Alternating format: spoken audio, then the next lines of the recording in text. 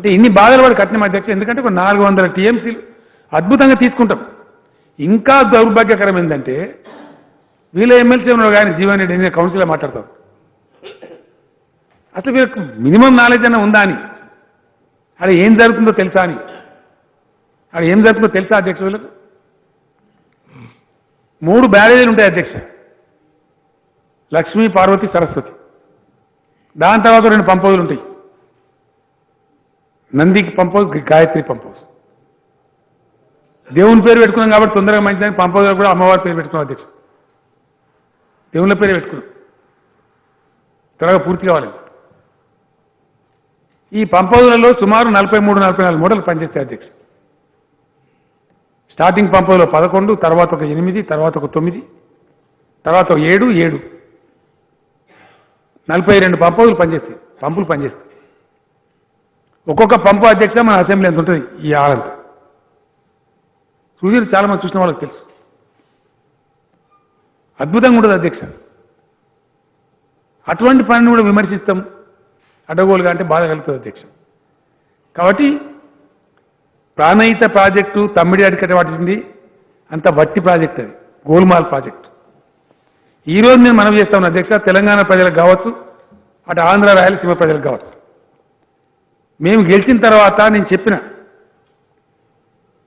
సిన్సియర్గా హ్యూమిలిటీతో పోయి వ్యవహారం చేసి డిప్లొమసీ చేసి మహారాష్ట్రను ఒప్పందం చేసుకొని వస్తే రైట్ రాయల్గా మేము ఇలా 570 టీఎంసీ నీళ్లు రాజేసుకునే పరిస్థితి వచ్చింది.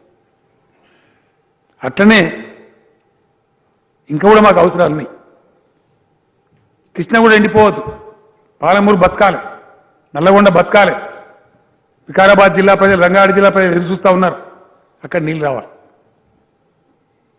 ఇక్కడి నుంచి తీసుకోవచ్చు అధ్యక్ష, కాళేశ్వరం నుంచి కూడా అవకాశం ఉంది, మేడ్చల్ కాన్స్టిట్యూన్సీకి ఇస్తా ఉన్నాం. కానీ కాస్ట్లీ అయితే అదే పాలమూరు రంగారెడ్డి పథకం, ఉద్దండాపూర్ ప్రాజెక్ట్ అంటే మన లక్ష్మారెడ్డి గారు ఎమ్మెల్యే గారు జడ్చర్ల కాన్స్టిట్యూన్సీ రావాలి కాబట్టి పారడం కోసం ఆ హైట్ ప్రకారం అక్కడి నుంచి కొద్ది డబ్బుతోనే వికారాబాద్కి వచ్చేస్తుంది అధ్యక్ష, రంగారెడ్డికి వచ్చేస్తుంది. ఇబ్రాహీంపట్నం ఎమ్మెల్యే మంచిరెడ్డి కిషన్ రెడ్డి గారు పంచాయతీ రోజు నాతో వచ్చి అన్నా మా కథ మరి మాకు నీళ్ళు రావాలి. మహేశ్వరం నియోజకవర్గం సబిత గారు వచ్చి అడిగినారు, వారు కాంగ్రెస్ ఉన్నప్పుడు అడిగినారు, అన్నా మరి మా కాన్స్టిట్యూన్సీ రావాలి నీళ్ళు ఎత్తైన ప్రాంతం అని చెప్పి.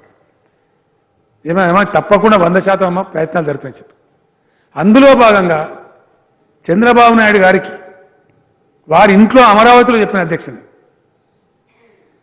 నీళ్ళు వేస్ట్ పోతున్నాయా సముద్రానికి, ఏం పంచాయతీ పెడతావు పొద్దాక, ఈ దిక్కుమాలిన పంచాయతీలు బంద్ చేయండి, వాడుకుందాం నీళ్లు. సమైక్య రాష్ట్రంలో అట్లే చేసిన మీరు, రాష్ట్ర విభజనకు దోహదమైనరు, ఇవాళ కూడా మీ వైఖరి మాత్రమే చెప్తాను వినలే అధ్యక్ష. ఎన్నో కేసులు పెట్టినాడు, ఎన్నో సతాయించినాడు, సుప్రీంకోర్టులో కూడా కేసులు వేసినాడు మా మీద ఆయన ముఖ్యమంత్రి ఉన్న రోజు. అవన్నీ తట్టుకున్నాం అధ్యక్ష. ఫైనల్గా మొన్న ఈ కొత్త ముఖ్యమంత్రి గారు వైఎస్ జగన్మోహన్ రెడ్డి గారు అక్కడ ముఖ్యమంత్రి అయిన తర్వాత సుహృద్భావ వాతావరణం వాళ్ళు అడిగితే వెల్కమ్ అని చెప్పిన వారు టాక్స్కి వచ్చినారు, చర్చలు జరిగినాయి.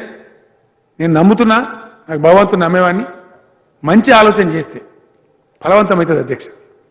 నేను చెప్పినాను పాత బేసిన్లు లేవు, బేసిజాలు లేవు, మేము కూడా బతకాలి, మా పాలమూరుకు అవసరం ఉంది, మాకు నల్లగొండకు అవసరం ఉంది, మాకు వికారాబాద్కి అవసరం ఉంది.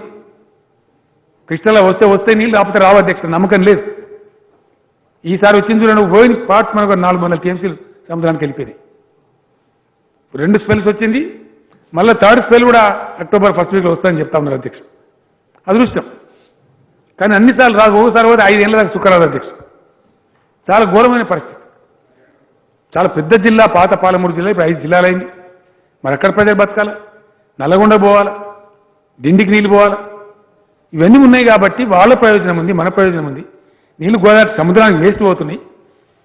పాత పంచాయతీలు బంద్ చేసి నేను మనవి చేస్తున్న అధ్యక్ష, మళ్ళీ దీనిలో తీయద్దు, నేను స్పష్టంగా కుండబద్దలు కూడా నేను చెప్తాను. ఆంధ్ర ప్రజలకు కూడా ఈ సభ ద్వారా చెప్తా ఉన్నా అధ్యక్ష, తెలంగాణ ప్రజలకు కూడా చెప్తాను.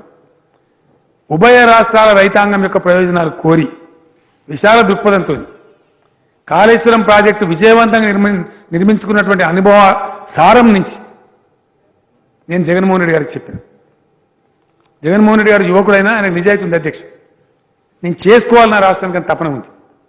అంతకుముందు ముఖ్యమంత్రి గారు వినలే, కానీ వీరు మేము చేసుకుంటాం సార్, మాకు మీ సహకారం కావాలని అడిగినారు. మీరు చెప్పిన డెఫినెట్లీ 100% మా సహకారం ఉంటుంది. మా బాధ తీరుతుంది, మీ బాధ తీరుతుంది, మీకు రాయలసీమ వస్తుంది, నెల్లూరు ఆ ప్లాంట్స్ ఉన్నాయి, ప్రకాశం ఆ ప్లాంట్స్ ఉన్నాయి, తీసుకోండి నీళ్ళు. బంగాళాఖాతం దానికి పోయిన దానికంటే సముద్రంలో కలిసిన దానికంటే మీరు ఎందుకు బతకద్దని నేను చెప్పిన అధ్యక్ష. ఇవాళ అటువంటి సౌహృదయంతో ఇద్దరం పనిచేస్తా ఉన్నాం.